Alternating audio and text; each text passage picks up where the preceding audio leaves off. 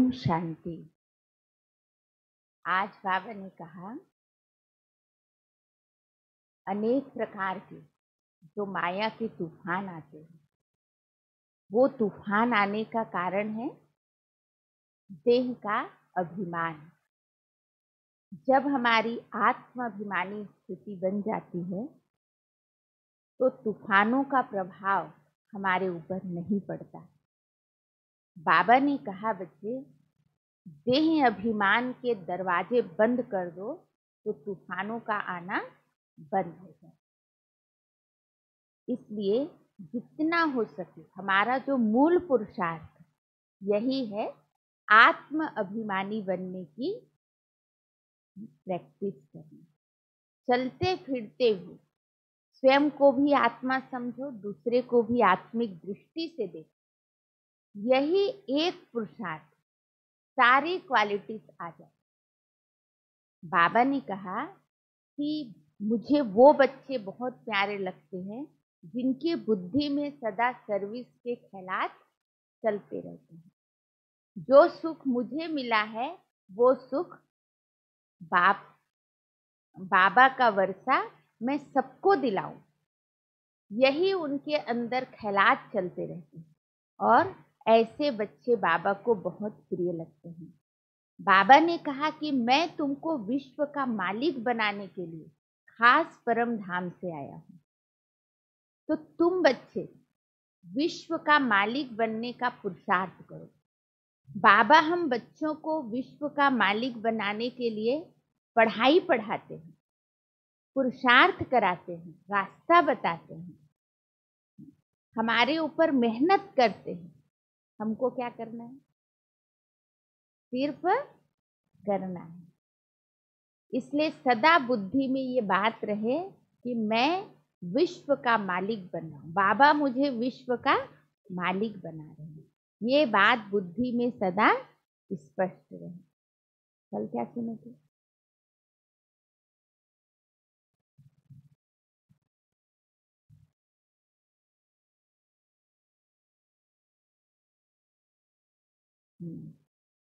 सदा ये स्मृति रहे कि मैं इस शरीर में रहते देवता बन रहा हूं।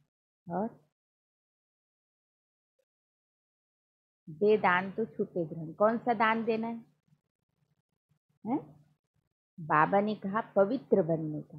तुम पवित्र बनोगे तो जो विकारों का ग्रहण लगा हुआ है वो छूट जाएगा। सबसे अच्छा मैनर्स क्या है? पवित्रता। बाबा ने कहा सबसे अच्छा मैनर्स है पवित्रता का। इसलिए योगी बनो, पवित्र बनो, ये सदा स्मृति में रहे। और साजन की याद से रोटी पकाना है, एक माशूक को याद करते रोटी बेलना है। और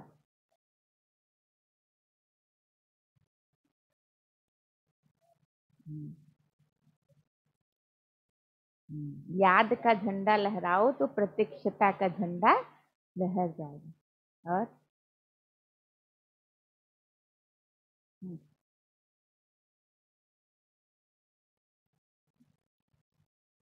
आत्माभिमानी बनने की प्रैक्टिस करनी है।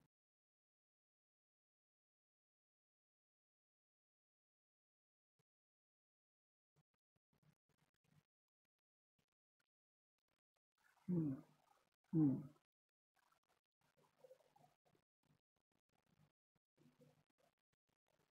हम्म, सतयुग में बृहस्पति की दशा थी, फिर त्रेता युग में शुक्र थी, अभी है राहु की दशा। बाबा ने कहा इस समय सारी दुनिया में राहु की दशा है, लेकिन तुम बच्चे बृहस्पति की दशा में हो। और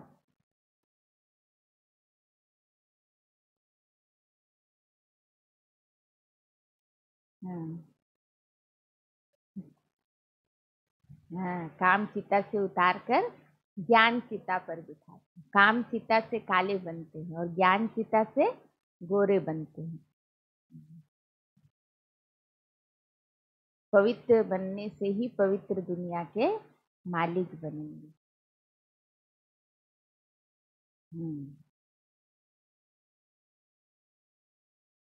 बाबा की मुरली का सार। मीठे बच्चे, तुम देह अभिमान का द्वार बंद कर दो। तुम देह अभिमान का द्वार बंद कर दो तो माया के तूफान आना बंद हो जाएंगे।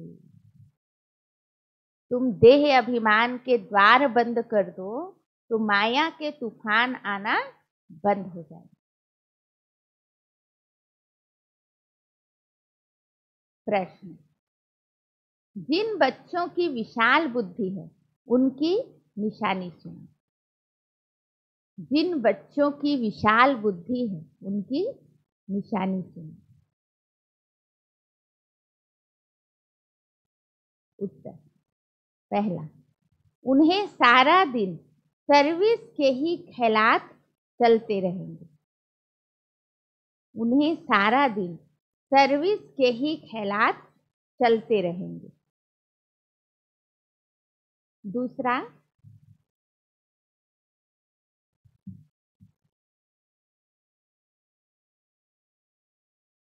वह सर्विस के बिगर रह नहीं सकते। वह सर्विस के बिगर रह नहीं सकते। तीसरा,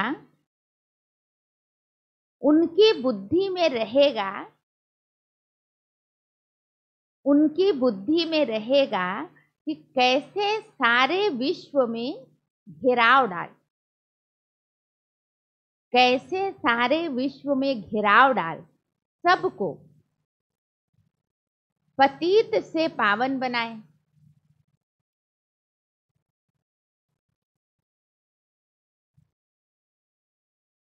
वह विश्व को दुख धाम से,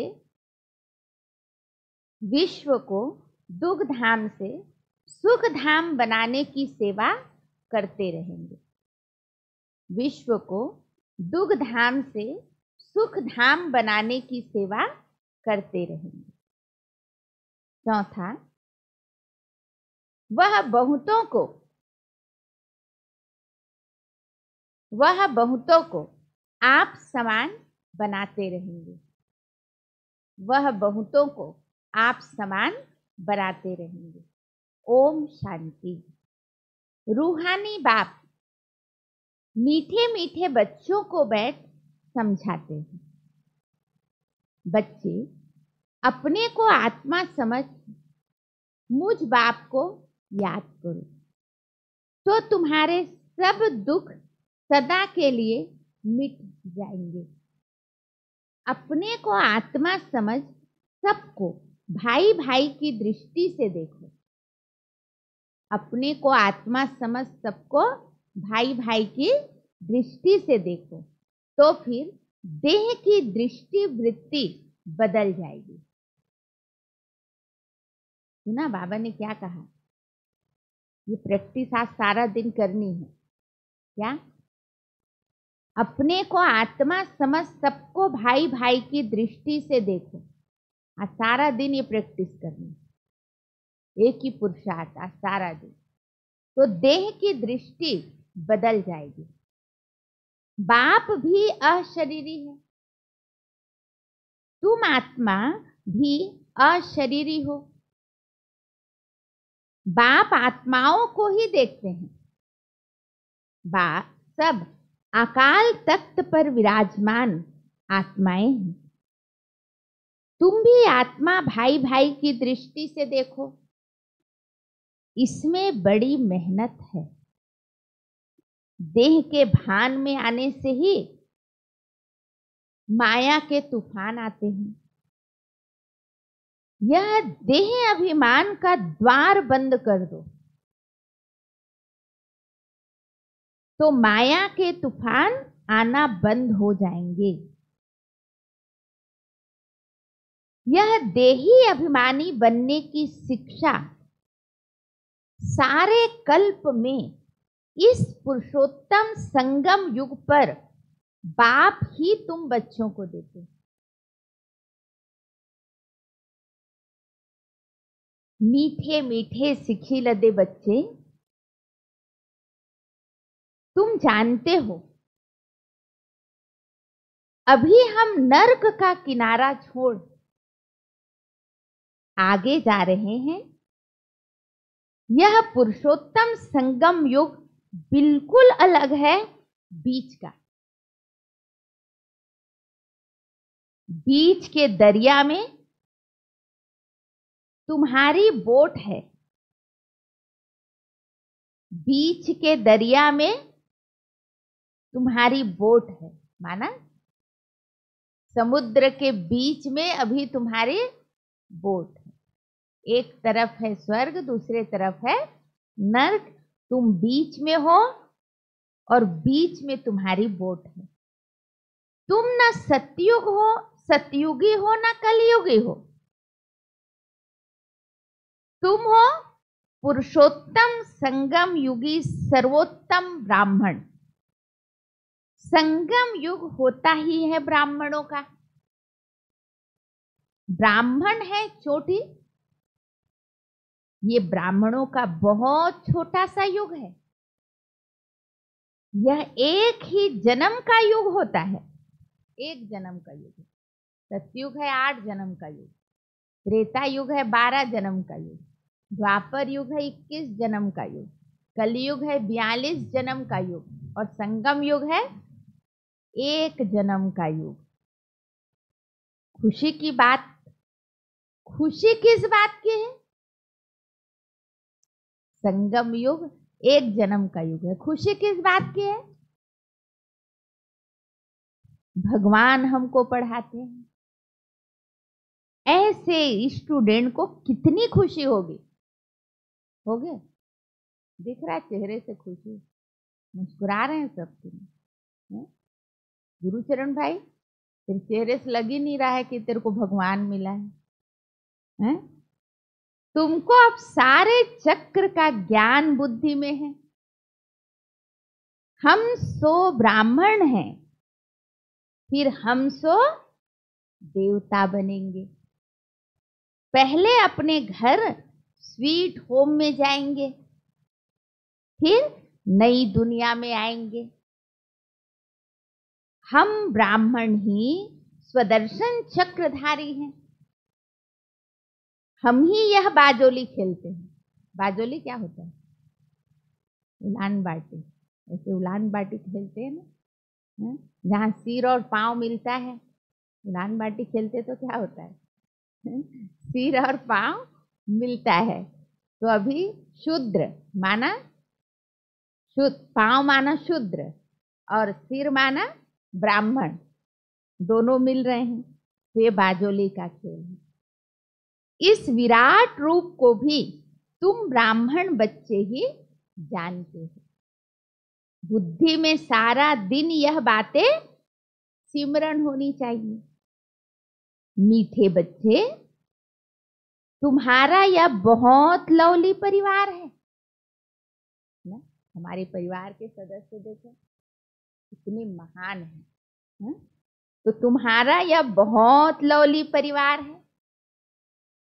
तो तुम हर एक को, जब हमारे परिवार इतने प्यारे हैं, मम्मा बाबा हमारी दादियां, तो तुम हर एक को बहुत बहुत लवली होना चाहिए। बाप भी मीठा है तो बच्चों को भी ऐसा मीठा बनाते हैं। कभी किसी पर गुस्सा नहीं करना चाहिए। मनसा वाचा कर्मणा, मनसा वाचा कर्मणा, किसी को दुख नहीं देना है। तो ललित भाई सुना रहे थे, अभी वो भी कोरोना से वो हुए हैं ना, विजय प्राप्त किए। तो सुना रहे थे कि मैंने जो अनुभव किया, कोरोना आने के 2 कारण। वो वायरस सबके अंदर प्रवेश हो चुका है, अभी सबके अंदर प्रवेश हो चुका है वो वायरस वर्तमान समय। लेकिन वो एक्टिव कब होता है? जब हमारी इम्यूनिटी पावर कम हो जाती है। और इम्यूनिटी पावर कम होने के, रोग प्रतिरोधक क्षमता कम होने के दो कारण। एक तो इस शरीर को बहुत थकाना नहीं है ना, शरीर को बहुत थकाना नहीं है, आराम जरूर देना है। दूसरा, अपने मन को भी थकाना नहीं। व्यर्थ संकल्प, निगेटिव संकल्प, विकल्प से जब हमारे मन को थका देते हैं तो मन थकने से भी हमारी इम्यूनिटी पावर कम हो जाती है। और तीसरा, जब हम क्रोध करते हैं तो क्रोध करने से भी हमारी इम्यूनिटी पावर कम हो जाएगी और तुरंत वायरस अटैक कर देगी। इसलिए इन तीन चीजों का बहुत बहुत बहुत ध्यान रखना अगर अपनी इम्यूनिटी पावर को बढ़ाना है तो, और इस वायरस से बचे रहना है तो। बस ये तीन चीज आप कर लो तो आप इस वायरस से बिल्कुल बचे रहोगे, कभी भी ये वायरस आपके अंदर अटैक नहीं करेगा। तो बाप भी मीठा है तो बच्चों को भी ऐसा मीठा बनाते हैं। कभी किसी पर गुस्सा नहीं करना चाहिए।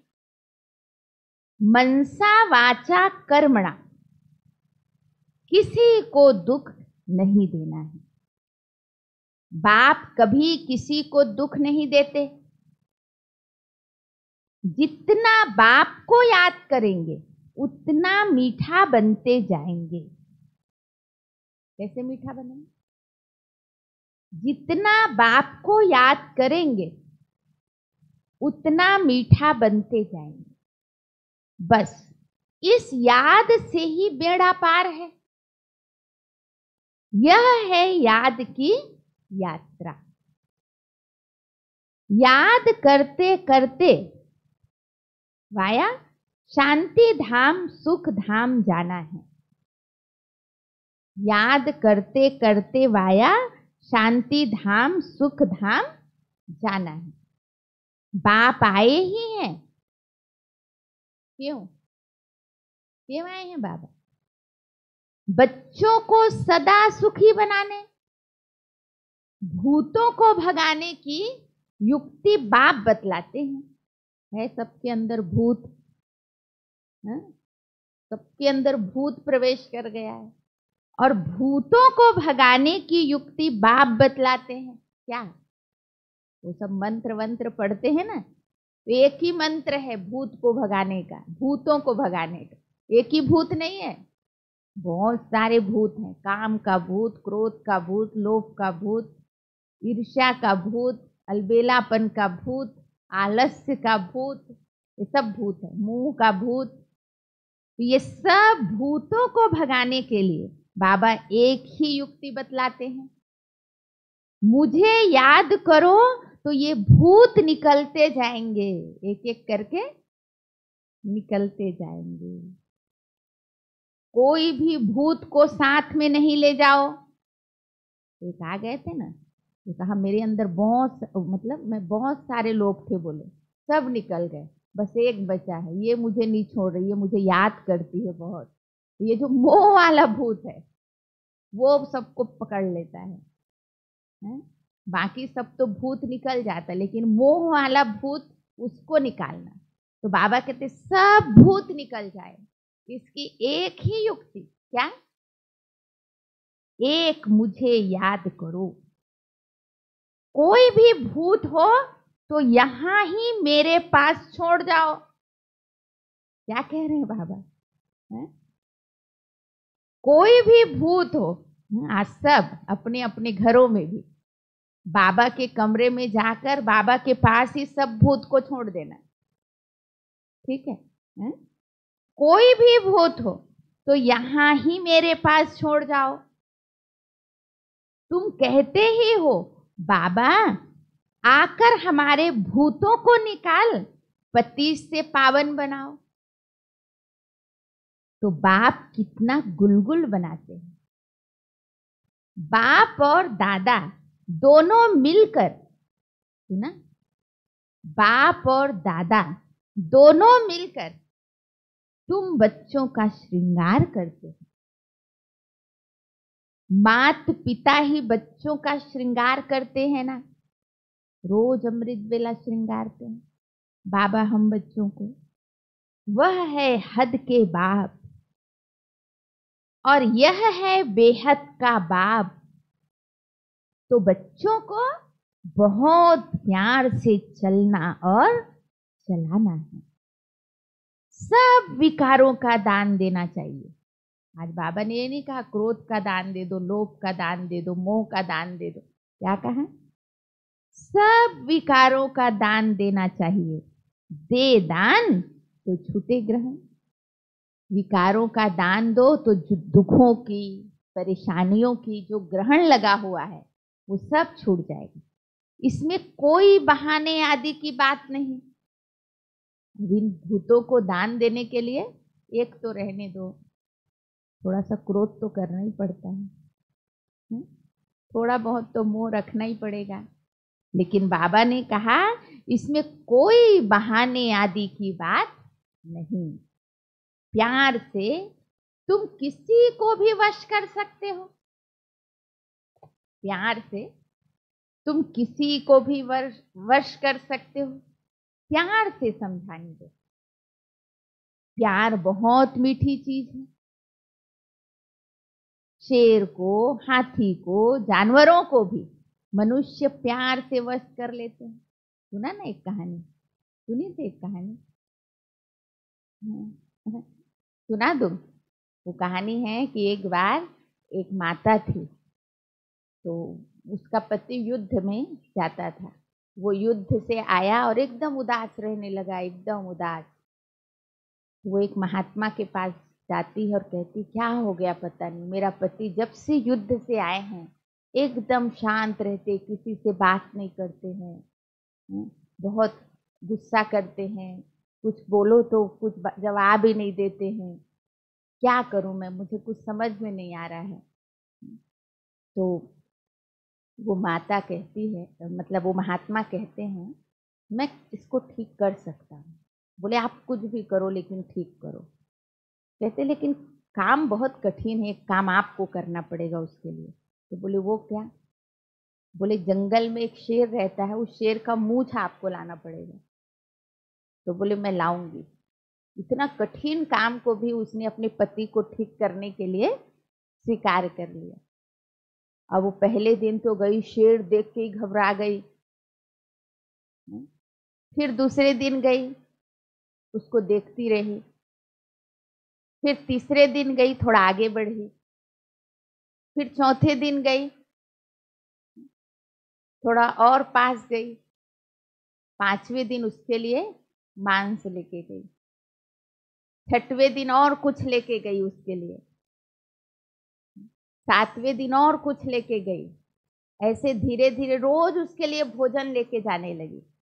और एक दिन तो वो खुद उसको अपने हाथ से भोजन कराई और प्यार से उसको सहलाने भी लगी और धीरे से उसका मूछ निकाल ली। और फिर वो मूछ को लेकर उस महात्मा के पास आई। बोले लो मैं ये काम कर ली, अब आप जल्दी से मेरे पति को ठीक करो। उसने उस मूछ को उठाया और जोर से आग में फेंक दिया। तो बोले मैं इतना मेहनत करके वो सामान आपके पास, वो चीज आपके पास लाई और आप आग में फेंक दिए। बोले जब प्यार से तुम उस शेर को वश कर सकती हो तो अपने पति को वश नहीं कर सकती हो, है ना? तो बाबा ने कहा प्यार से समझाने दो। प्यार बहुत मीठी चीज है। शेर को, हाथी को, जानवरों को भी मनुष्य प्यार से वश कर लेते हैं, है ना? वह तो फिर भी आसुरी मनुष्य है। तुम तो अब देवता बन रहे हो, तो दैवी गुण धारण कर बहुत बहुत मीठा बनना है। एक दो को भाई भाई अथवा भाई बहन की दृष्टि से देखो। आत्मा आत्मा को कब दुख नहीं दे सकती। बाप कहते हैं मीठे बच्चे, मैं तुमको स्वर्ग का राज्य भाग्य देने आया हूं। अब तुमको जो चाहिए सो हमसे लो, जो चाहिए सो बाबा कहते हमसे लो, हम तो विश्व का मालिक डबल सिरताज तुमको बनाने आए हैं, परंतु मेहनत तुमको करनी है। बाबा सब दे रहे, रास्ता भी बता रहे, परंतु मेहनत तुमको करनी है। और वो भी क्या, एक कदम तुम्हारा 1000 कदम बाबा का। एक कदम मेहनत का तुम्हारा, बाकी पूरी शक्ति सब कुछ बाबा दे देंगे, परंतु मेहनत तुमको करनी। मैं किसी पर ताज नहीं रखूंगा, सुना,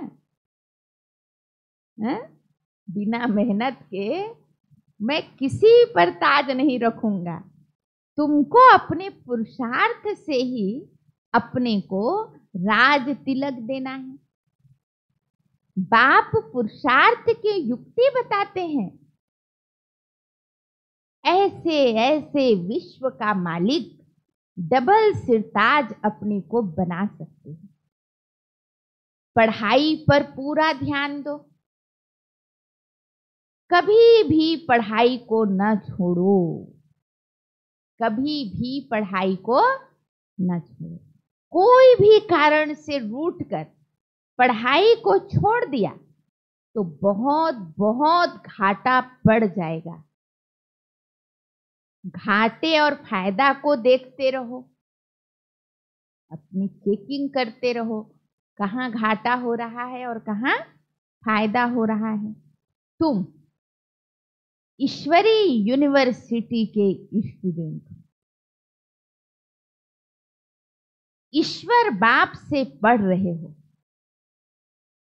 पढ़कर पूज्य देवता बन रहे हो। तो स्टूडेंट भी ऐसा रेगुलर बनना चाहिए। जब इतनी ऊंची प्राप्ति हो रही है तो स्टूडेंट भी रेगुलर बनना चाहिए। ऐसा नहीं कभी मुरली सुने कभी नहीं सुने।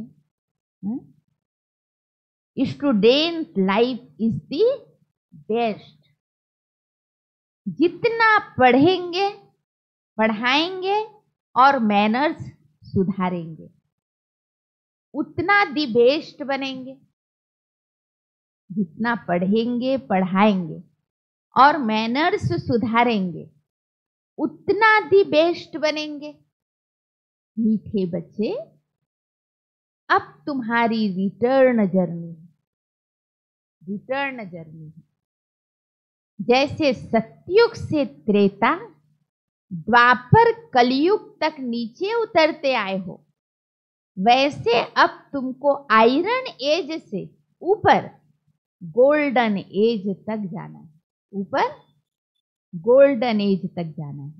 जब सिल्वर एज तक पहुंचेंगे तो फिर इन कर्म इंद्रियों की चंचलता खत्म हो जाएगी। गोल्डन एज तक पहुंचना है, लेकिन जब सिल्वर एज तक पहुंचेंगे तो कर्म इंद्रियों की चंचलता खत्म हो जाएगी। और जितना कट निकलती जाएगी उतना बाप चुंबक की तरह कशिश बढ़ती जाएगी। कितनी अच्छी बात सुना रहे हैं बाबा। जितना कट निकलती जाएगी उतना बाप चुंबक की तरह कशिश बढ़ती जाएगी। यानी बाप की तरफ कशिश बढ़ती जाएगी।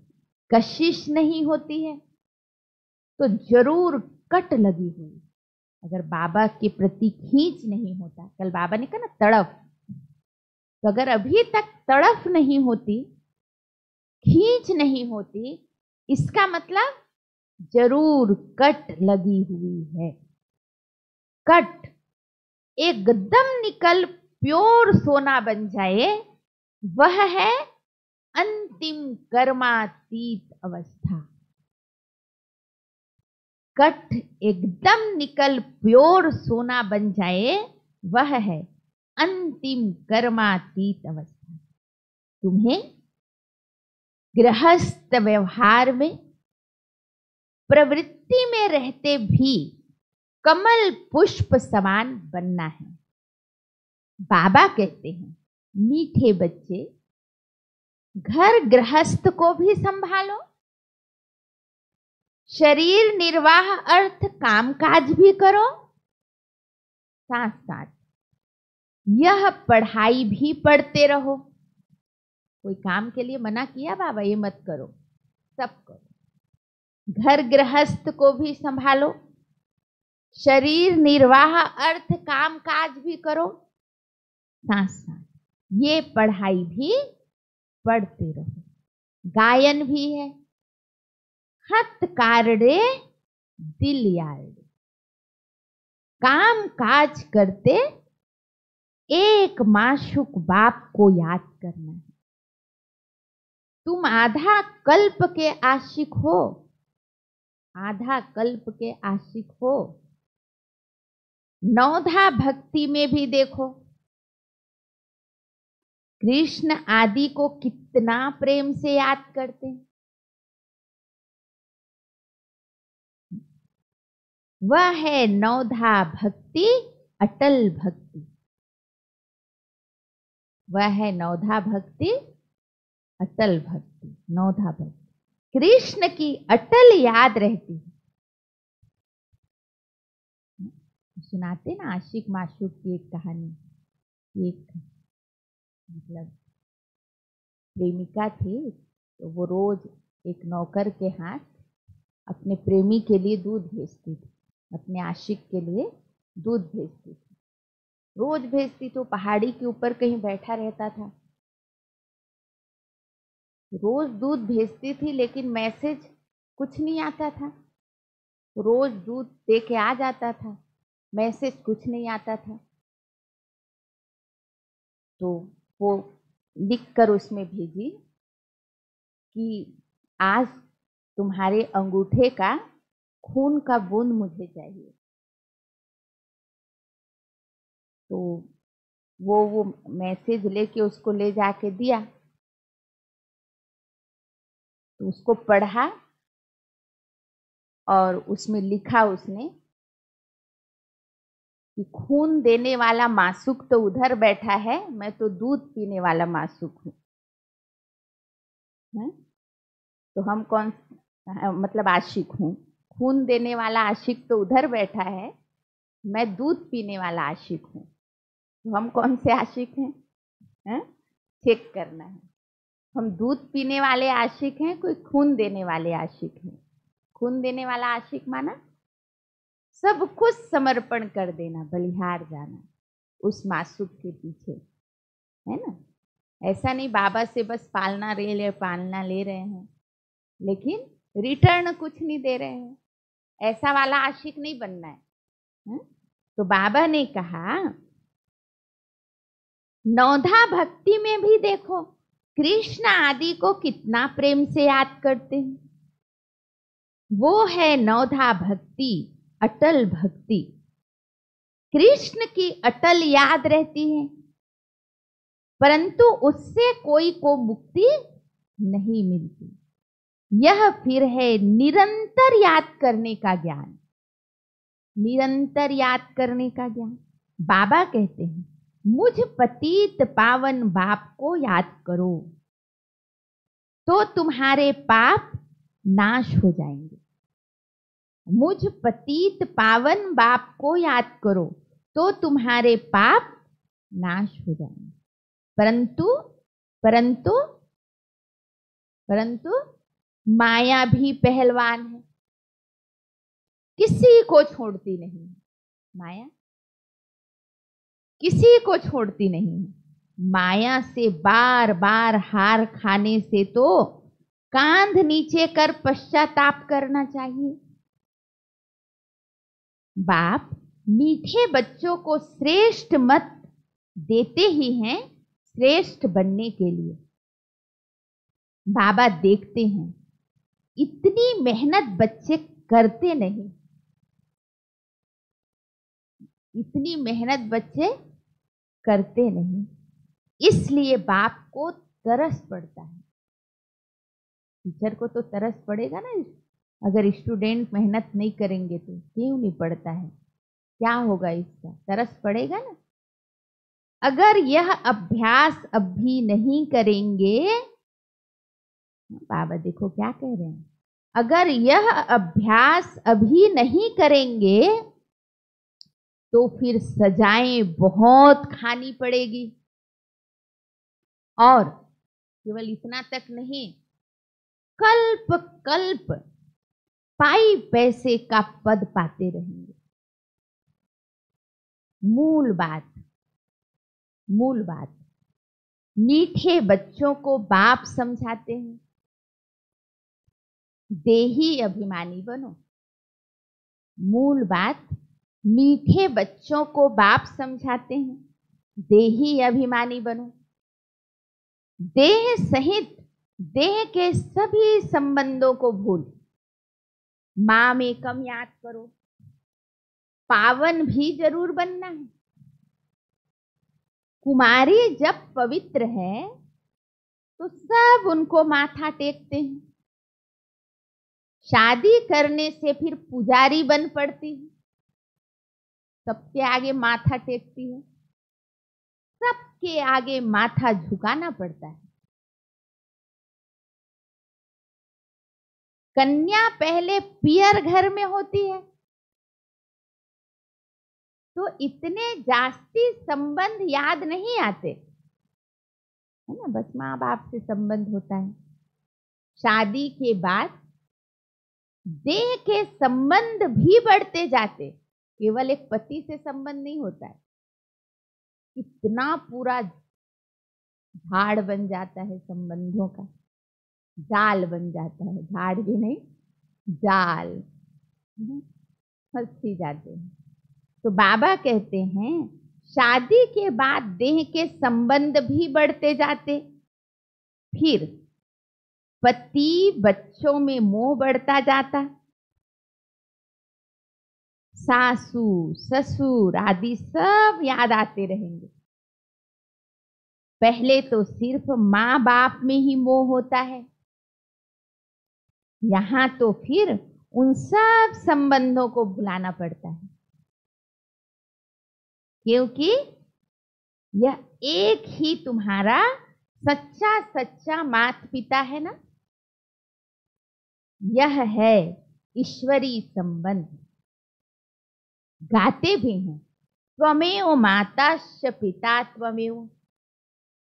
यह माता पिता तो तुमको विश्व का मालिक बनाते हैं, इसलिए बाबा कहते हैं मुझ बेहद के बाप को निरंतर याद करो और कोई भी देहधारी से ममत्व न रखो। स्त्री को कलयुगी पति की कितनी याद रहती है, वह तो गटर में गिराते हैं। यह बेहद का बाप तो तुमको स्वर्ग में ले जाते हैं। ऐसे मीठे बाप को बहुत प्यार से याद करते और स्वदर्शन चक्र फिराते रहो। इसी याद के बल से ही तुम्हारी आत्मा कंचन बन स्वर्ग की मालिक बन जाएगी। इसी याद के बल से ही तुम्हारी आत्मा कंचन बन स्वर्ग की मालिक बन जाएगी। स्वर्ग का नाम सुनकर ही दिल खुश हो जाती है। जो निरंतर याद करते और औरों को भी याद कराते रहेंगे वही ऊंच पद पाएंगे। कौन ऊंच पद पाएंगे?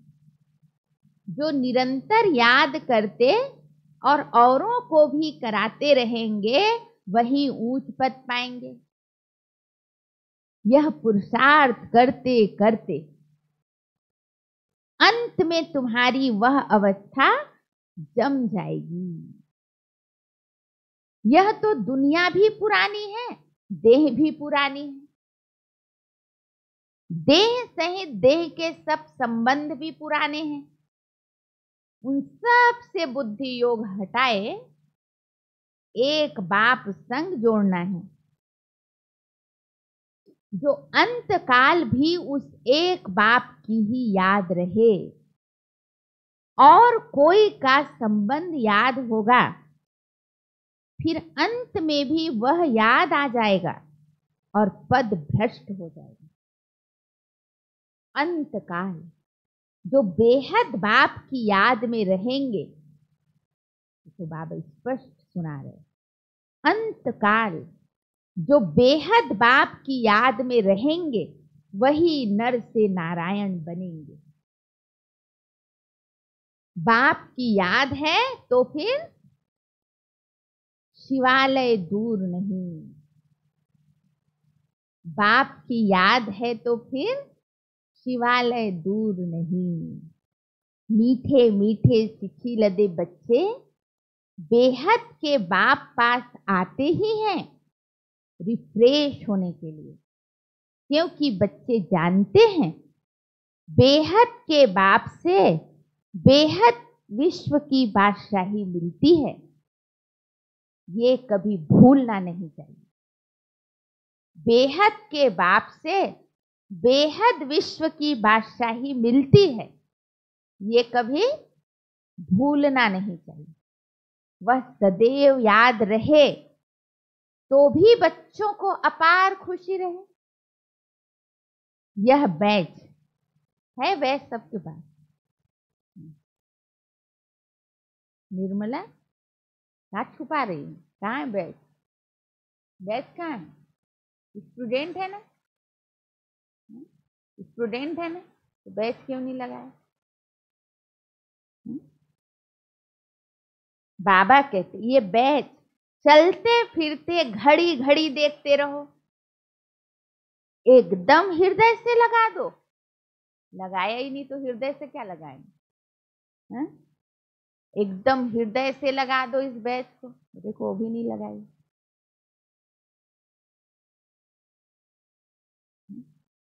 बताओ, क्लास में बैच लगा के नहीं बैठते। बाबा ने कहा ये बैच चलते फिरते घड़ी घड़ी देखते रहो, एकदम हृदय से लगा दो। ओहो, भगवान की श्रीमत से हम यह बन रहे हैं। ये बैच को साधारण मत समझिए, ये हमारा रक्षक है। कई उदाहरण देखे हैं। इस भाई को तो पूरा साक्षात्कार हुआ था। अंत समय में जो बैच लगाया है उसी की रक्षा हो रही है बस। बाकी सब जो विनाश है उस विनाश के वश हो जा रहे हैं।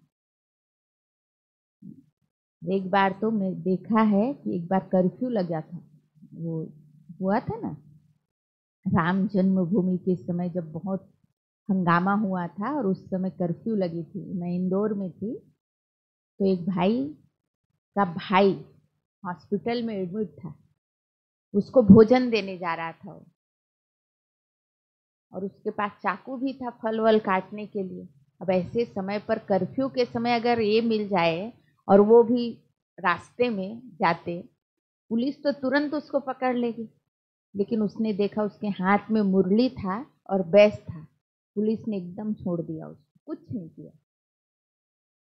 ये बैच और मुरली हमारा रक्षक है, आप इसको साधारण मत समझिए। एक भाई हत्या के केस में फंस गया, पुलिस उनके घर में उनको पकड़ने गई। वो टेबल, जब पूरी चेकिंग की, उसके टेबल के पास गया और टेबल के पास जाने के बाद देखा मुरली रखी है।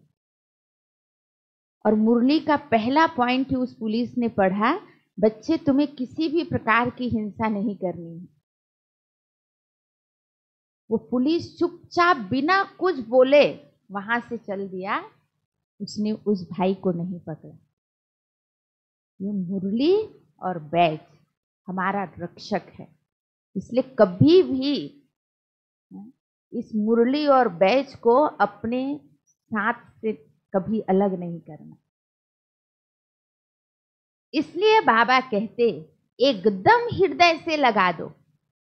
दादी जानकी का सुन रहे थे ना उस दिन क्लास, कि दादी जानकी मुरली को ऐसे हृदय से लगाती, पढ़ने के बाद चूमती थी, इतना प्यार था दादी को इस मुरली से।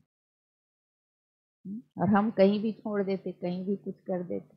कितना प्यार होना चाहिए इस मुरली का, कितना कदर होना चाहिए, कितना प्यार से हिफाजत से रखना चाहिए। अभी तो पोस्ट आ रहा है, पोस्ट आना भी बंद हो जाएगा, ईमेल भी बंद हो जाएगा जिससे आप निकालते हो मुरली। आपका ये जो मोबाइल में मुरली पढ़ते हो इंटरनेट, वो भी बंद हो जाएगा। यही मुरली अंत में काम आएगी। इसलिए इस मुरली को बहुत संभाल कर रखना, बहुत कदर रखना इस मुरली की। और वही मुरली आपके हाथ में आएगी निकालने के बाद, जो आपकी रक्षा करेगी। इसलिए इस मुरली को बहुत संभाल कर रखना, बहुत इस बैच को संभाल कर रखना, बहुत मदद करने वाली है। इसलिए बाबा कहते ये बैच चलते फिरते घड़ी घड़ी देखते रहो, एकदम हृदय से लगा दो। ओहो, वो सुनाया था ना, एक भाई भी बैच लगाया था और चोर लोग ट्रेन में लूटने के लिए मतलब पहुंच गए।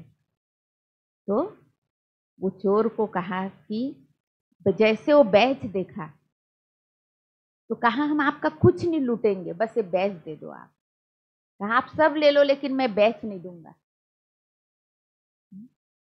उसने कहा नहीं, हम कुछ नहीं लेंगे, आपका बैच चाहिए बस। हाँ, वो सिंपल बैच अपना जो पहनते, वो कोई चांदी सोने का बैच नहीं था वो। उसने कितना जिद किया उस चोर ने, कहा दूंगा लेकिन इस बैच को पाने के लिए आपको यहां जाना पड़ेगा। और उसने कहा मुझे मंजूर है लेकिन ये बैच चाहिए। और वो आश्रम पे आया, कोर्स किया, बाबा का बच्चा बन गया वो चोर है? और उसके पूरे गिरोह के लोग उसको कुछ नहीं किए, सबको लूटा लेकिन उस भाई को नहीं लूटा। देखो बैच ने कितनी रक्षा की है? तो बाबा ने कहा एकदम हृदय से लगा दो। ओहो, भगवान की श्रीमत से हम यह बन रहे हैं। बस बैच को देख उनको प्यार करते रहो, बाबा बाबा करते रहो तो सदैव स्मृति रहेगी। हम बाप द्वारा यह बनते हैं, बाप की श्रीमत पर चलना चाहिए ना। मीठे बच्चों को बड़ी विशाल बुद्धि चाहिए, सारा दिन सर्विस के ही ख्यालात चलते रहे। बाबा को तो वह बच्चे चाहिए जो सर्विस बिगड़ रह ना सके। तुम बच्चों को सारे विश्व का घेराव डालना है। कैसे डालेंगे? कैसे डालेंगे? अपनी श्रेष्ठ वाइब्रेशन से, रोज मनसा सेवा करके सारे विश्व का घेराव डालना है, अर्थात पतित दुनिया को पावन बनाना है। सारे विश्व को दुख धाम से सुख धाम बनाना है। टीचर को भी पढ़ाने में मजा आता है ना, कब? जब पढ़ने वाले बहुत अच्छे से उमंग उत्साह से कान हिला हिला के सुन रहे। तुम तो अब बहुत ऊंच टीचर बने हो, जितना अच्छा टीचर वो बहुतों को आप समान बनाएंगे, कभी थकेंगे नहीं। टीचर कभी थकते नहीं हैं, टीचर कभी थकेंगे नहीं। कितने भी लोग आ जाए सुनाते रहेंगे सुनाते रहेंगे सुनाते रहेंगे, और फिर कहेंगे कुछ समझ में ना आए तो पूछना न। दिन भर पढ़ाएंगे और क्या कहेंगे, कुछ समझ में ना आए तो पूछना। तो टीचर कभी थकता नहीं। हमारा बाबा भी कभी थकते नहीं, रोज सुनाते, रोज। आज तक कभी, जब से बाबा के बने, कभी मुरली मिस किया बाबा ने कि आज मुरली पोस्ट नहीं आई या आज बाबा ने मुरली नहीं चलाई? नहीं, बाबा नहीं थकते। तो टीचर कभी थकेंगे नहीं। ईश्वरीय सर्विस में बहुत खुशी रहती है, बाप की मदद मिलती है। तो सचमुच अगर सेवा का उमंग होगा तो मेरा अनुभव है, एक बार प्रदर्शनी चल रही थी भिलाई में, तो बहुत कोर्स देना पड़ता था। मैंने शाम को 4 बजे से रात 9 बजे तक कोर्स देते थे और गला की हालत एकदम खराब। जब एकदम बंद हो गया, किसी से बात भी नहीं कर सकती। लेकिन जब कोर्स देने जाती थी तो बाबा को बोल के जाती थी, बाबा सेवा करना है, बस सेवा तक आपकी मदद चाहिए। और सचमुच ज्ञान सुनाते तक गला ठीक रहता था और उसके बाद फिर एकदम बंद। तो बाबा की मदद मिलती ना, सेवा का उमंग होगा तो बाबा कहते वह इस ज्ञान, हाँ, तो बाप की, हाँ, जितना अच्छा टीचर को, तुम तो अब बहुत ऊंच टीचर बने हो, जितना अच्छा टीचर वो बहुतों को आप समान बनाएंगे, कभी थकेंगे नहीं। ईश्वरीय सर्विस में बहुत खुशी रहती, बाप की मदद मिलती है। ये बड़ा बेहद का व्यापार भी है। व्यापारी लोग ही धनवान बनते हैं, वह इस ज्ञान मार्ग में भी जास्ती उछलते हैं। व्यापारी लोग ही ज्ञान मार्ग में जास्ती उछलते। बाप भी बेहद का व्यापारी है ना, सौदा बड़ा फर्स्ट क्लास है, परंतु इसमें बड़ा साहस धारण करना पड़ता है। साहस चाहिए ज्ञान मार्ग में चलने के लिए। नए नए बच्चे पुरानों से भी पुरुषार्थ में आगे जा सकते हैं। बाबा नए नए बच्चों को वरदान दे रहे हैं कि पुरानों से भी पुरुषार्थ में आगे जा सकते हैं। कहा भी है ना बाबा, last so fast, fast so first. हर एक की इंडिविजुअल तकदीर है, तो पुरुषार्थ भी हर एक को इंडिविजुअल करना है। अपनी पूरी चेकिंग करनी चाहिए। ऐसी चेकिंग करने वाले एकदम रात दिन पुरुषार्थ में लग जाएंगे, कहेंगे हम अपना टाइम वेस्ट क्यों करें, जितना हो सके टाइम सफल करें, जितना हो सके टाइम सफल करें। अपने से पक्का प्रण कर देते हैं, हम बाप को कभी नहीं भूलेंगे, स्कॉलरशिप लेकर ही छोड़ेंगे और टाइम को सफल करेंगे। ऐसे बाप बच्चों को फिर मदद भी मिलती है। ऐसे भी नए नए पुरुषार्थी बच्चे तुम देखेंगे, साक्षात्कार करते रहेंगे। जैसे शुरू में हुआ वही फिर पिछाड़ी में देखेंगे। जितना नजदीक होते जाएंगे उतना खुशी में नाचते रहेंगे। उधर खूने नहा खेल भी चलता रहेगा। तुम बच्चों की ईश्वरी रेस चल रही है, रेस चल रही। जितना आगे आगे दौड़ते जाएंगे उतना नई दुनिया के नजारे भी नजदीक आते जाएंगे, खुशी बढ़ती जाएगी। जिनको नजारे नजदीक दिखाई नहीं दिखाई पड़ते, जिनको नजारे नजदीक नहीं दिखाई पड़ते, उनको खुशी भी नहीं होगी। अभी तो कलयुगी दुनिया से वैराग्य और सतयुगी नई दुनिया से बहुत प्यार होना चाहिए। क्या होना चाहिए? अभी कलयुगी दुनिया से वैराग्य और सतयुगी नई दुनिया से बहुत प्यार होना चाहिए। अब अभी भी वैराग्य ना आए तो क्या कहेंगे? शिव बाबा याद रहेगा तो स्वर्ग का वर्षा भी याद रहेगा। स्वर्ग का वर्षा याद रहेगा तो शिव बाबा भी याद रहेगा। तुम बच्चे जानते हो अभी हम स्वर्ग तरफ जा रहे हैं।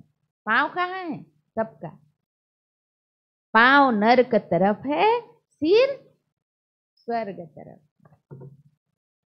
अभी तो छोटे बड़े सब की वानप्रस्थ अवस्था है। अब तो सब जा रहे हैं, छोटे बड़े सब।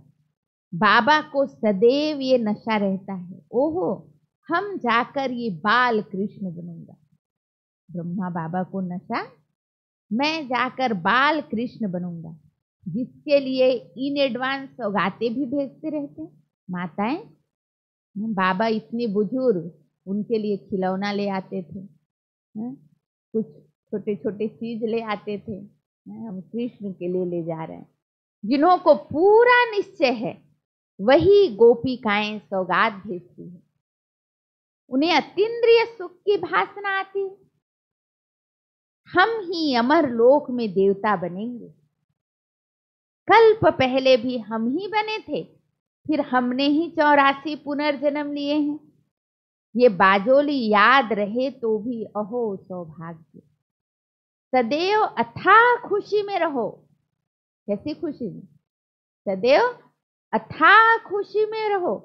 बहुत बड़ी लॉटरी मिल रही है। 5000 वर्ष पहले भी हमने यह राज्य भाग्य पाया था, फिर कल पाएंगे। ड्रामा में नूद है। जैसे कल्प पहले जन्म लिया था वैसे ही लेंगे, वही हमारे माँ बाप होंगे। जो कृष्ण का बाप था वही फिर बाप बनेगा। ऐसे ऐसे जो सारा दिन विचार करते रहेंगे तो वो बहुत रमणीकता में रहेंगे। विचार सागर मंथन नहीं करते गोया अगर विचार सागर मंथन नहीं करते गोया अनहेल्दी है, बीमार है। उदाहरण दे रहे बाबा, गौ भोजन खाती है तो सारा दिन उगाड़ती रहती है, मुख चलता ही रहता है। मुख न चले तो समझा जाता है बीमार है। अगर कोई गाय उगाड़ती नहीं है तो क्या समझते हैं? बीमार गाय है। यह भी ऐसे है। तो बेहद के बाप और दादा दोनों का मीठे मीठे बच्चों से बहुत लव है। कितना प्यार से पढ़ाते हैं, काले से गोरा बनाते हैं। तो बच्चों को भी खुशी का पारा चढ़ना चाहिए। पारा चढ़ेगा याद की यात्रा से। बाप कल्प कल्प बहुत प्यार से लवली सर्विस करते हैं। 5 तत्वों सहित सबको पावन बनाते हैं। कितनी बड़ी बेहद की सेवा है। एक व्यक्ति को सुधारना कितना कठिन काम होता है। एक बच्चे को माँ बाप नहीं सुधार सकते और बाप सारी दुनिया को सुधार रहे हैं, तो कितनी बड़ी बेहद की सेवा है। बाप बहुत प्यार से बच्चों को शिक्षा भी देते रहते, क्योंकि बच्चों को सुधारना बाप व टीचर का ही काम। बाप की ही श्रीमत जिससे ही श्रेष्ठ बनेंगे। बाप की ही श्रीमत जिससे ही श्रेष्ठ बनेंगे। जितना प्यार से याद करेंगे उतना श्रेष्ठ बनेंगे। यह भी चार्ट में लिखना चाहिए। हम श्रीमत पर चलते हैं, वह अपनी मनमत पर चलते हैं। क्या लिखना चाहिए चार्ट में? हम श्रीमत पर चलते हैं, वह अपनी मनमत पर चलते हैं। श्रीमत पर चलने से ही तुम एक्यूरेट बनेंगे। श्रीमत पर चलने से ही एक्यूरेट बनेंगे। अच्छा, मीठे मीठे सिखे लदे बच्चों प्रति मात पिता बाप दादा का याद प्यार और गुड मॉर्निंग। रूहानी बाप की रूहानी बच्चों को नमस्ते, और हम रूहानी बच्चों की रूहानी बाप दादा को भी याद प्यार, गुड मॉर्निंग और नमस्ते और शुक्रिया शुक्रिया बाबा। सार पहली बात, अपने आप से प्रण करना है। क्या क्या प्रण करना है आज? अपने आप से प्रण करना है। हम अपना टाइम वेस्ट नहीं करेंगे। सुना? क्या प्रण करना है? हम अपना टाइम वेस्ट नहीं करेंगे। संगम का हर पल सफल करेंगे। हम बाबा को कभी नहीं भूलेंगे। स्कॉलरशिप लेकर ही रहेंगे। प्रण करनी है, स्कॉलरशिप लेकर ही रहेंगे। दूसरा, सदा स्मृति रहे कि अभी हमारी वानप्रस्थ अवस्था है। अभी हमारी वानप्रस्थ अवस्था है। पांव नरक तरफ, सिर स्वर्ग तरफ है। बाजोली को याद कर अथाह खुशी में रहना है। बाजोली को याद कर अथाह खुशी में रहना है। देही अभिमानी बनने की मेहनत करनी है। वरदान, अपनी पावरफुल वृत्ति द्वारा पतित वायुमंडल को परिवर्तन करने वाले मास्टर पतित पावनी भव। अपनी पावरफुल वृत्ति द्वारा पतित वायुमंडल को परिवर्तन करने वाले मास्टर पतित पावनी भव। कैसा भी वायुमंडल हो, लेकिन स्वयं की शक्तिशाली वृत्ति वायुमंडल को बदल सकती है। तो बाबा आज बहुत पावरफुल वरदान दे रहे हैं। कैसा भी वायुमंडल हो, लेकिन स्वयं की शक्तिशाली वृत्ति वायुमंडल को बदल सकती है। वायुमंडल विकारी हो, लेकिन स्वयं की वृत्ति निर्विकारी हो। जो पतितों को पावन बनाने वाले हैं, वो पतित वायुमंडल के वशीभूत नहीं हो सकते।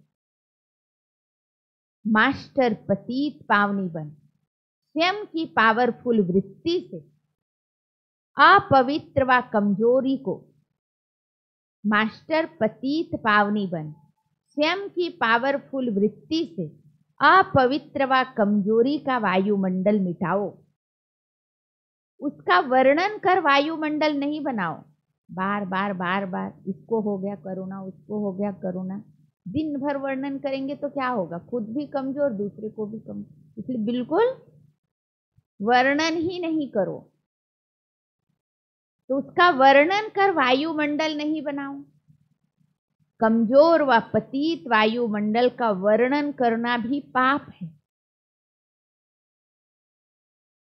कमजोर व पतित वायुमंडल का वर्णन करना भी पाप है। स्लोगन, अब धरनी में परमात्मा पहचान का बीज डालो तो प्रत्यक्षता होगी। कल बाबा ने कहा याद का झंडा लहराओ तो प्रत्यक्षता का झंडा लहरेगा। आज बाबा ने कहा अपनी धरनी में परमात्मा पहचान का बीज डालो तो प्रत्यक्षता होगी।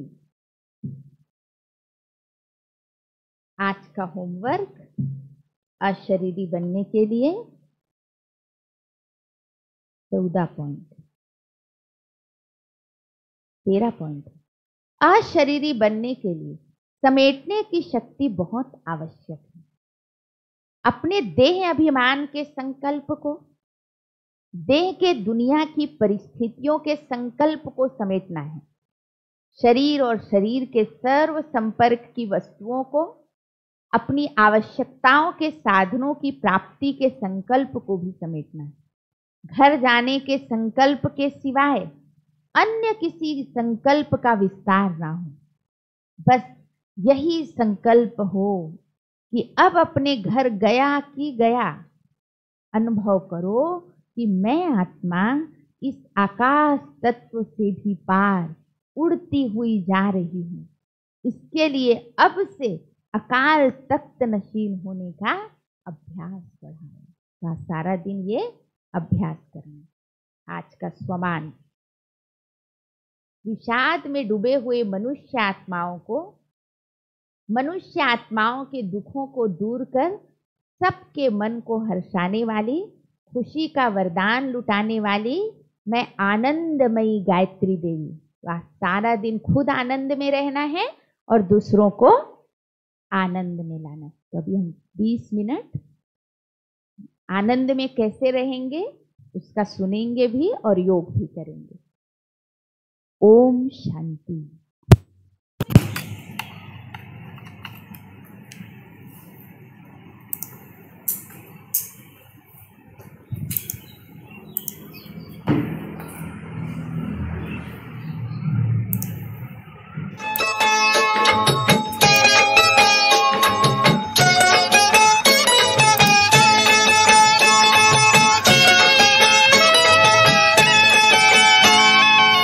नवरात्रि के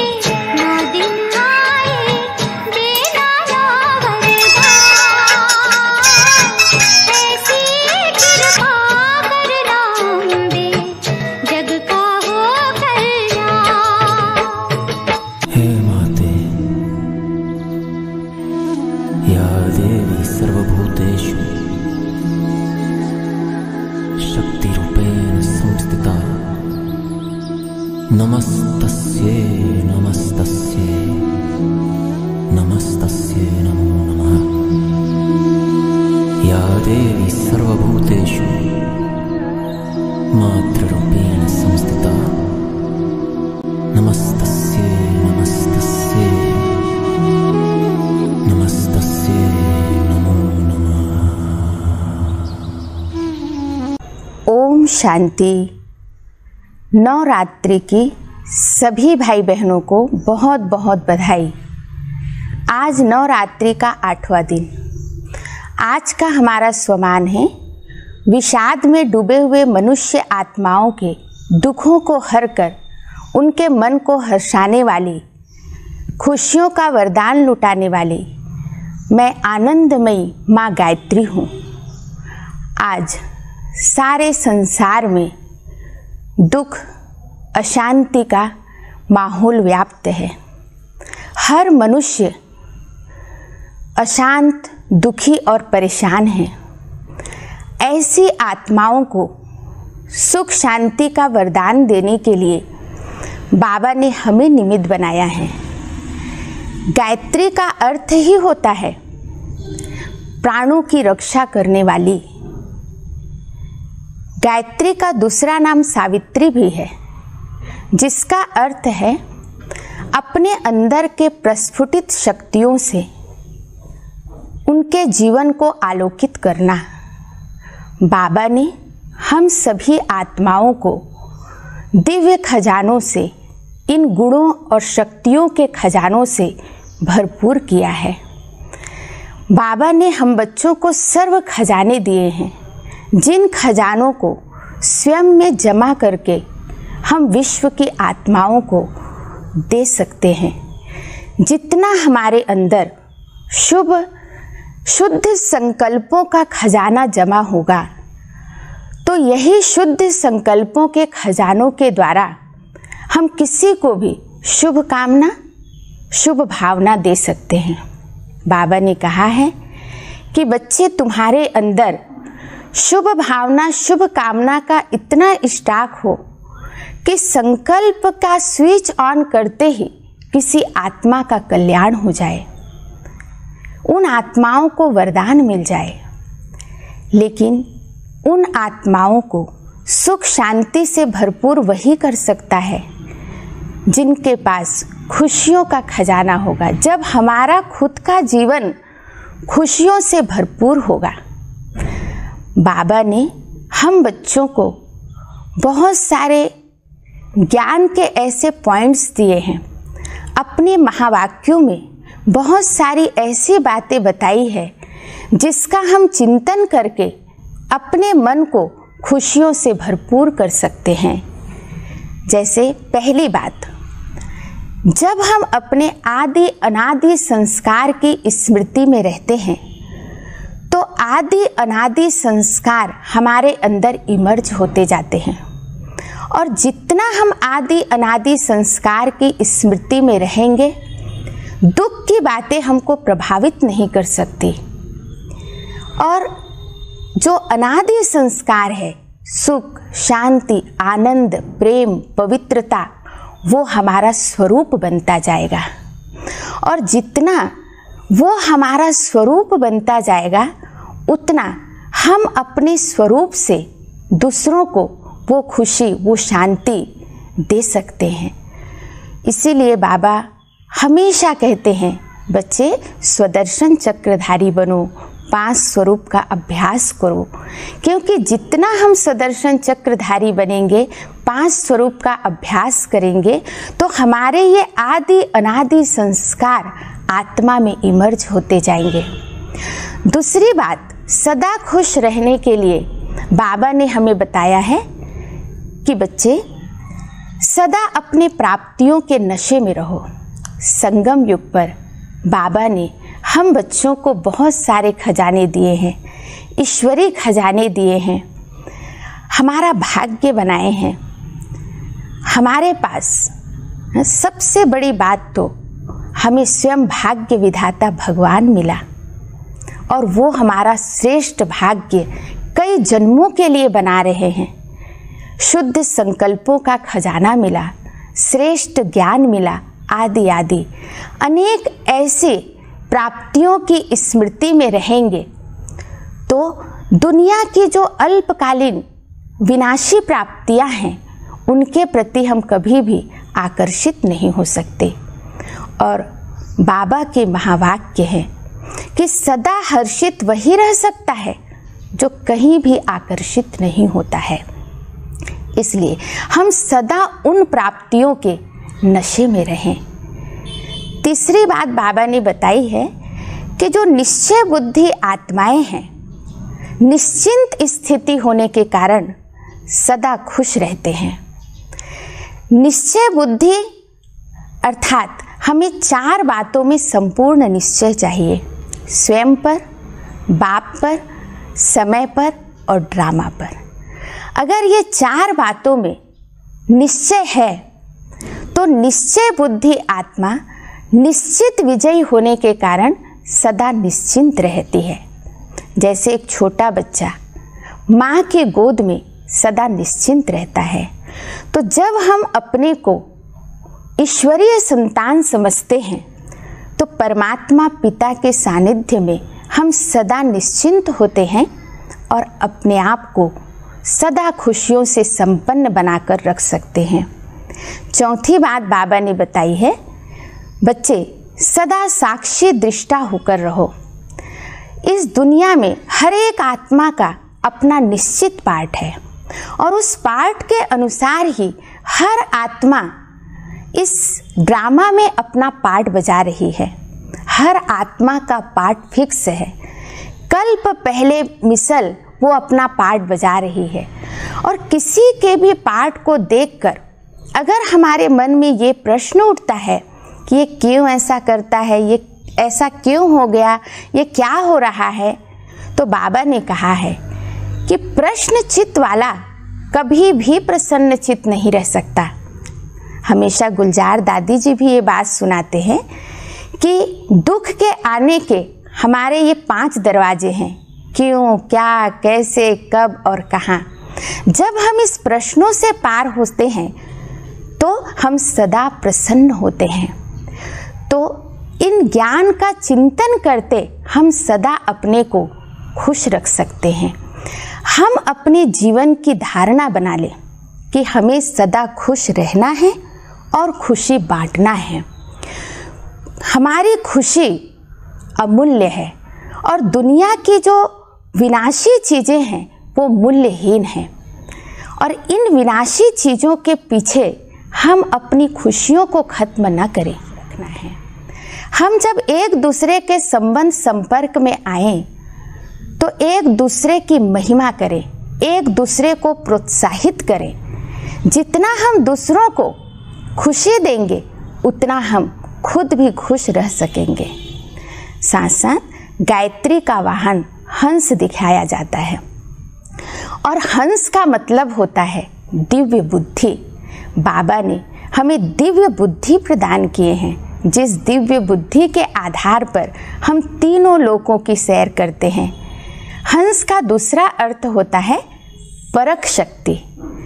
हंस के अंदर परख शक्ति बहुत अच्छी होती है।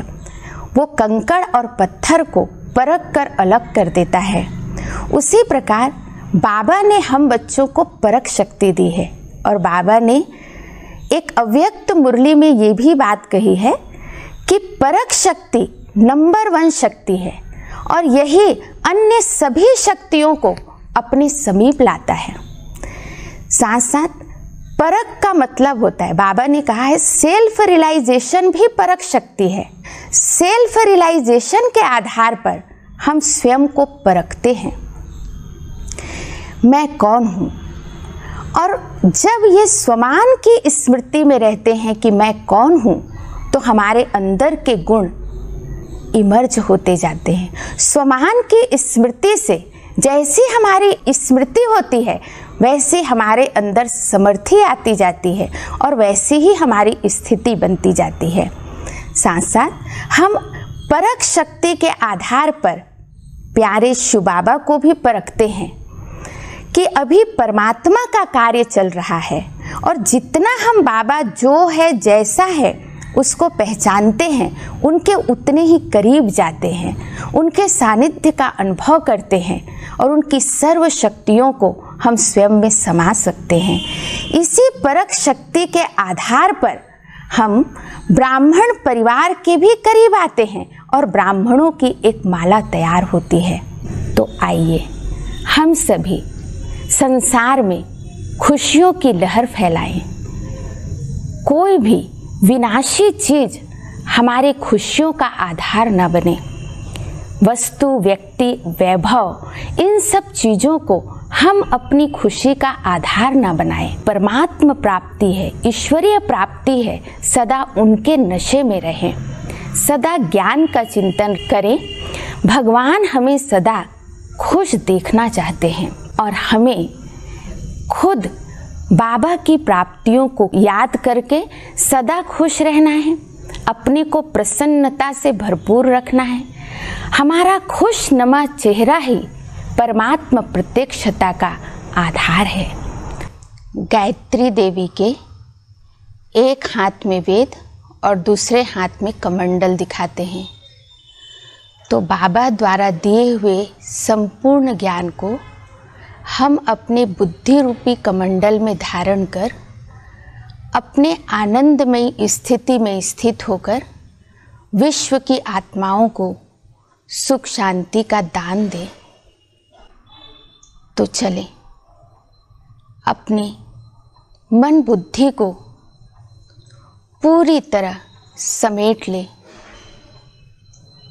और अपने मन को अपने सत्य स्वरूप में एकाग्र कर दें। जय जय माँ गायत्री, जय जय माँ गायत्री, जय जय माँ गायत्री, जय जय माँ गायत्री, जय जय माँ गायत्री, जय जय माँ गायत्री। तू ही लक्ष्मी, तू ही शारदा, तू ही दुर्गा, तू ही काली, तू ही दुर्गा, तू ही काली, तू शक्ति माँ सुखदात्री। जय जय माँ गायत्री, जय जय माँ गायत्री। मैं अपने मूल स्वरूप को स्पष्ट देख रही हूँ। मैं एक ज्योति बिंदु स्वरूप आत्मा हूँ। प्रकाश स्वरूप हूँ।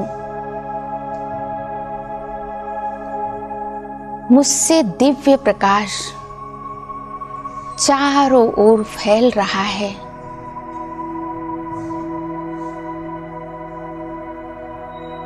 मैं देह और देह के बंधन से संपूर्ण मुक्त हूँ।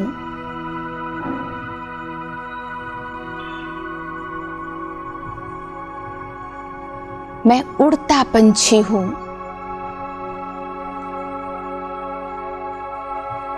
अब इस देह रूपी डाली को छोड़कर जा रही हूँ अपने घर परम धाम। सूर्य, चांद, तारागण की दुनिया को पार करते हुए और पहुंच गई हूं अपने घर परम धाम में, शांति धाम में, निर्वाण धाम में, जहां असीम शांति है।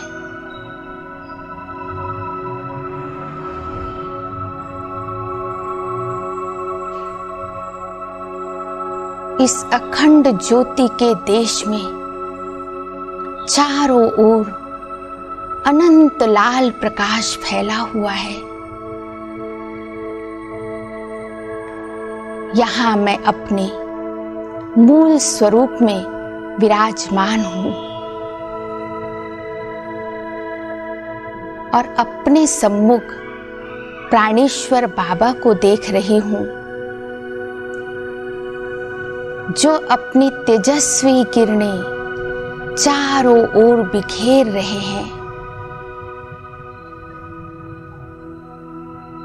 मैं बाबा के सामने बिल्कुल समीप, निराकार, निरसंकल्प अवस्था में विराजमान हूँ। बाबा से निरंतर निस्वार्थ प्यार मुझ पर बरस रहा है। मैं बाबा के प्यार में समाती जा रही हूँ।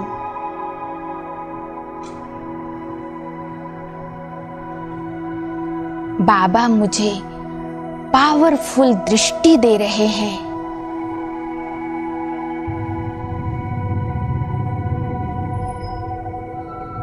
मैं बाबा को निरंतर निहार रही हूँ।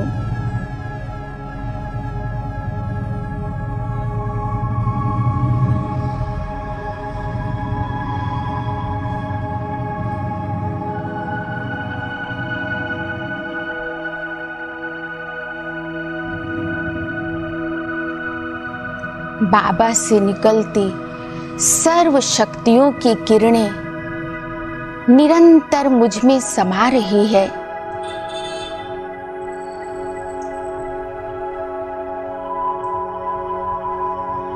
बाबा से निकलती सर्व शक्तियों की किरणें गोल चक्र के रूप में घूमती हुई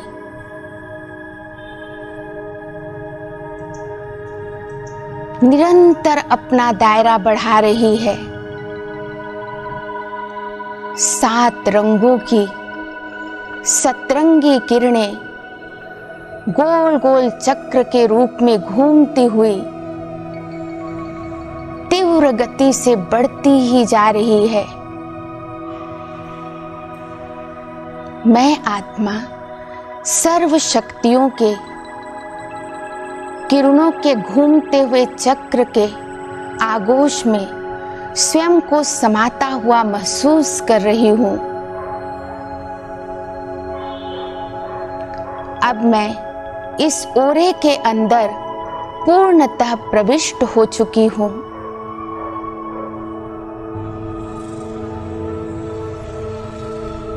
इस शक्तिशाली ओरे के अंदर मुझ आत्मा में ज्वालाग्नि उत्पन्न हो रही है।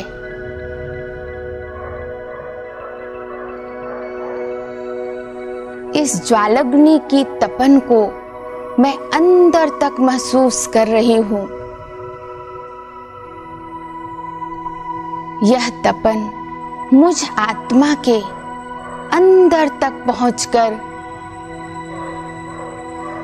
मुझ आत्मा में छुपे व्यर्थ और बुरे संस्कारों को दग्ध कर रही है।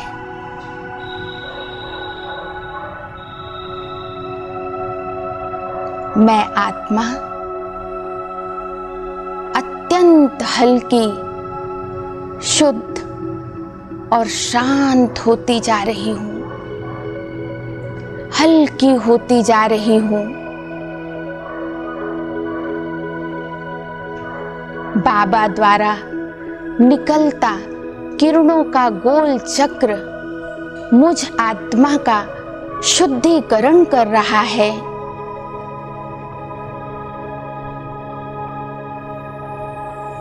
मुझ में लुप्त हुई शक्तियों का पुनः आभास हो रहा है।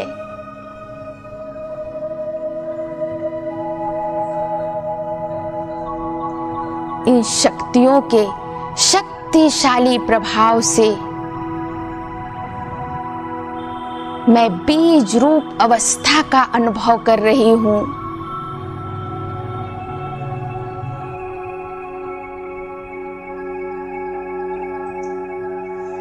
मुझ आत्मा के अनादि संस्कार पुनः इमर्ज हो रहे हैं।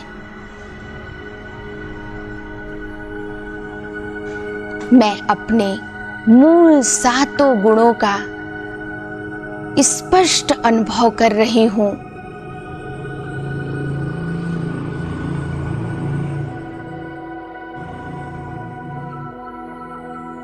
मुझ में शांति, प्रेम, आनंद, सुख, पवित्रता, ज्ञान और शक्ति का आभास हो रहा है। मैं सतो गुणी बनती जा रही हूं।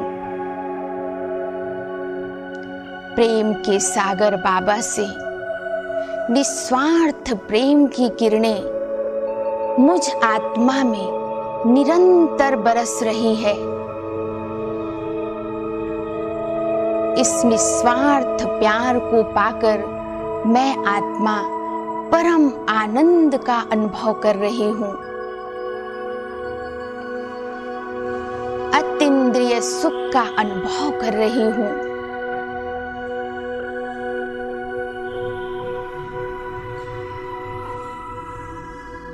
बाबा से निरंतर सर्व शक्तियों की किरणें मुझ में समाती जा रही है। मैं मास्टर सर्वशक्तिवान बनती जा रही हूं। मैं सर्व शक्तियों का स्वामी बनता जा रहा हूं।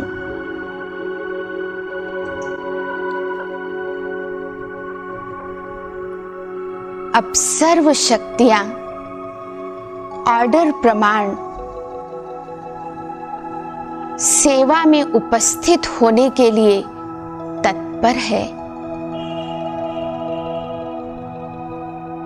मैं मास्टर सर्वशक्तिवान बाप समान बन विश्व सेवा के लिए शिव पिता से आज्ञा ले रही हूं।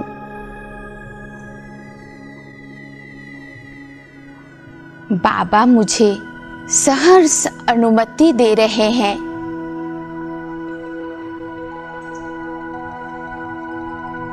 तत्पश्चात बाबा ने परखने की शक्ति को ऑर्डर किया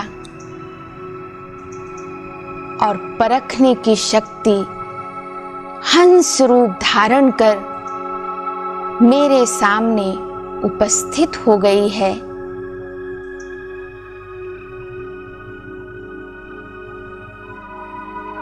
मैं सर्व गुणों और शक्तियों से संपन्न देवी रूप धारण कर इस हंस वाहन में विराजमान हो जाती हूं।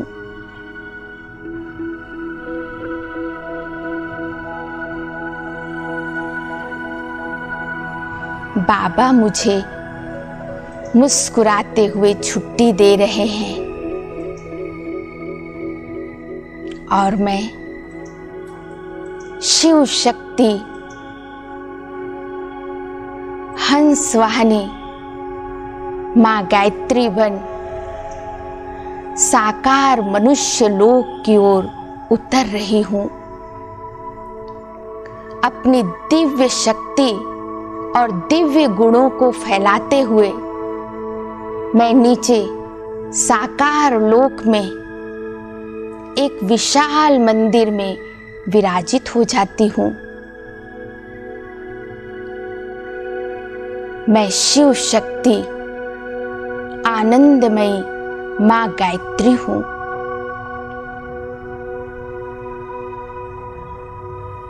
परमात्म छत्र छाया के नीचे हूं। मुझ में बाबा से निरंतर सर्व शक्तियों की किरणें बरस रही है। मेरे सामने हजारों भक्तों की लंबी लाइन है। सुख शांति की प्यासी आत्माएं भिक्षुक बन मेरे सामने खड़ी हैं और सुख शांति की भीख मांग रही है। हे आनंददायिनी, हमें आनंद दो। हे सुखदायिनी, हे शांतिदायिनी, हमें सुख शांति का वरदान दो।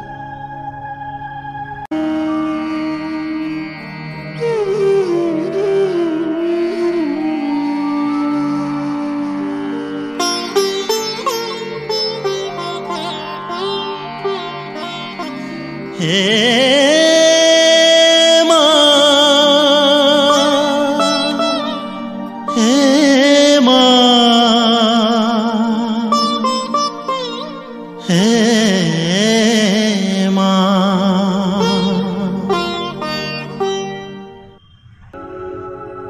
अपनी मनोकामना पूर्ण करने के लिए कोई आरती गा रहे हैं, कोई मंत्र उच्चारण कर रहे हैं। दुखी अशांत आत्माओं की करुण पुकार सुनकर मुझ आत्मा में दया और करुणा का भाव जागृत हो रहा है। मैं मास्टर विधाता बन, दाता वरदाता बन, भक्त आत्माओं को सुख शांति का वरदान दे रही हूं। बाबा द्वारा प्राप्त सर्व शक्तियों को भक्त आत्माओं को प्रदान कर रही हूं।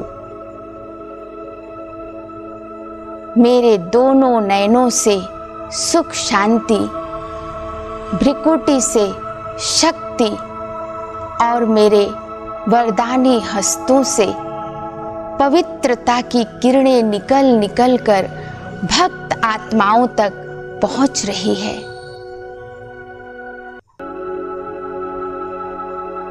बाबा द्वारा प्राप्त अनंत शक्तियों की किरणें मुझसे निकलकर चारों ओर फैल रही है।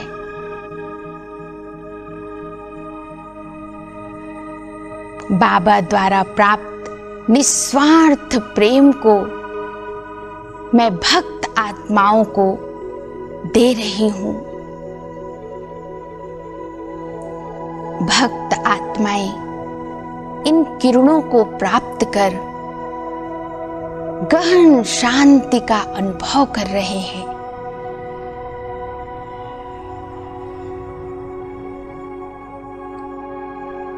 उनके चित्त शांत हो रहे हैं, उनकी बुद्धि स्थिर हो रही है,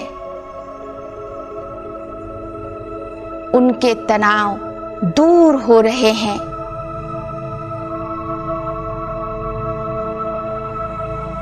बाबा द्वारा प्राप्त शक्ति को मैं अपने दैवी स्वरूप द्वारा यथा योग्य भक्त आत्माओं को दे रही हूं। उनकी शुद्ध मनोकामनाएं पूर्ण होती जा रही है। मेरे इष्ट स्वरूप द्वारा उन्हें अपने इष्ट का और परमात्मा के सत्य स्वरूप का साक्षात्कार हो रहा है और वे आनंद मगन होकर गीत गा रहे हैं।